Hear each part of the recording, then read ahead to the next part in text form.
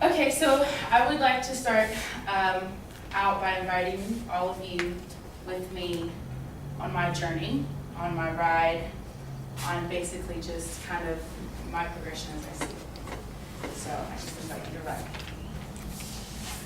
me. Okay, so, all right, here we go, let's go. All right, so got my heart, check. Got my mind, check. I have my feelings right here on my sleeve. You can see them hang. I got logic. Sometimes, I run a little low, so I hope we have some pit stops along this ride. I missed my stop. Missed a couple of them, like high school sweetheart, heartbreaker, girl next door, that kind of thing. But, oh well, I take that back. There was Terrence. When he came to my house, my parents were gone, and in the rain, and yeah, there was Terrence. So yeah, I got that. I got that, so that was good. But I always feel like I missed something, so here we go. I watched this on Channel 22. I watched some people do it. They were moaning, groaning, reaching all about. I don't know. It seemed like they were struggling. So I hope for my ride, it's a little better than that.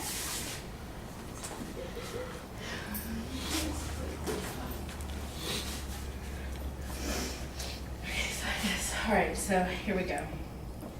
Terrence gave me my Hollywood kiss. He gave me, he held my face and the rain, and it fell so sweetly around me, and he gave me that. And, I got to feel my heart flutter there. But then junior year came to a close, and summer opened up, as well as myself. More ways than some. And there was the party of all parties. There is where I met Chase Green. And before I knew it, he was to become someone that I just didn't think he was going to be. I just didn't think it. So there's that. And as that summer of bliss came to an end, and I saw it coming to an end, he went off to college, and I thought that I would give him the only thing that I had to offer. And thinking that maybe if I did, he would remember me. He wouldn't forget about me when he was surrounded by all of those cheerleaders and groupies, and I just was like, oh, okay, if I can do this, then it'll be the best thing ever, and he will love me forever. And yeah, whatever, don't look at me like that, I know. You live and you learn, baby, you live and you learn, and I learned that was not the case at all. So as that chapter came to a close, I opened up a new one. My senior year was the year of all years.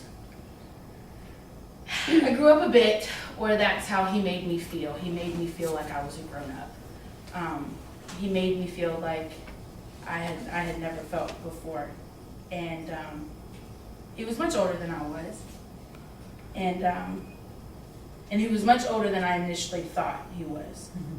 So I didn't know it when I met him. I didn't think, oh wow, you're pretty old. No, I was like, oh, anyway, we'll get to that. God, and the way he made me feel, and the feeling of him, just kind of just in my heart, and the feeling in the pit of my stomach that I would get when he was around, I wish he was somebody that someone would have warned me about.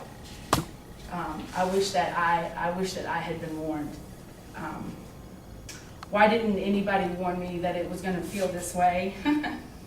And why didn't anyone tell me about the roller coaster that it was? I'm afraid of heights. I'm afraid of falling. Why didn't you tell me?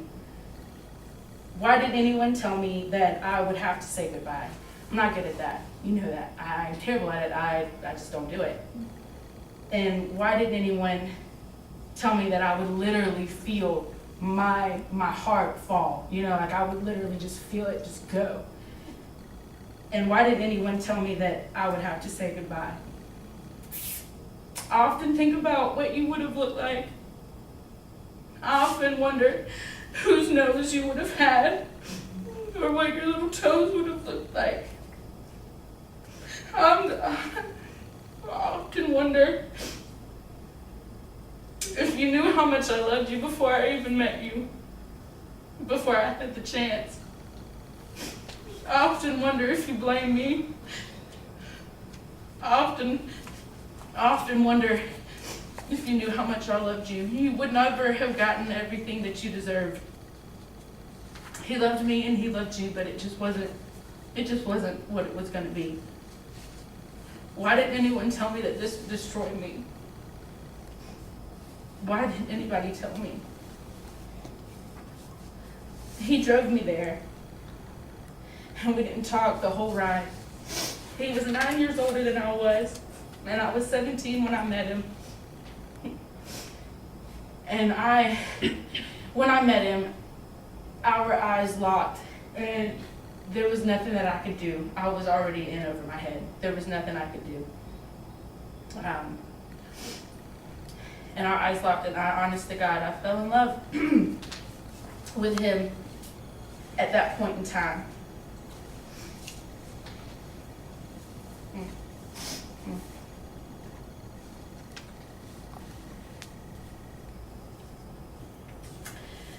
February 11th, 2010 was the day my world changed. Was the day that I knew that I was going to enter a dark place that would take me a very, very, very, very long time to even see a light.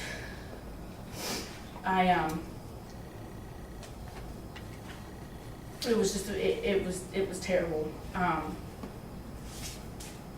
These words that I said before were from me to you, and I hope that, one day our souls can meet and I can tell you everything that I've ever wanted to say and how sorry I truly am. And I pray every day that you know that. I started drinking heavily, and I just didn't care, and I just didn't see a reason to care. And so I let that affect me, and I let it affect my school, and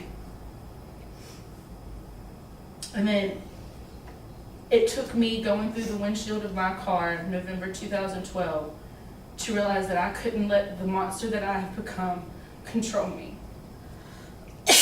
I started drinking to stop thinking about everything, but what really happened was my thoughts would scream, and my mind, everything that my thoughts and my heart wanted me to know would just scream louder at me. I lost a piece of me that day, and I thought I would never feel whole again. But each day I find a new piece of me, and it may not be what I'm looking for, and it may not be what I want, but it's me, and there's nothing I can do about it. I find myself every day. Inside of me, this sexual being ran away, and the monster took its place. I used to be delicate. I used to know how I liked things. I used to know how I wanted it, and after that I didn't, and I just let it kind of go. So to me, my sexual identity is tapped into once I feel somebody's heart call mine. Once I feel it and I know it's there, that's when I know I can be who I want to be. The lover in me has returned. I had to work with her very hard for her to come out, for her to peek her little head, but she has come back.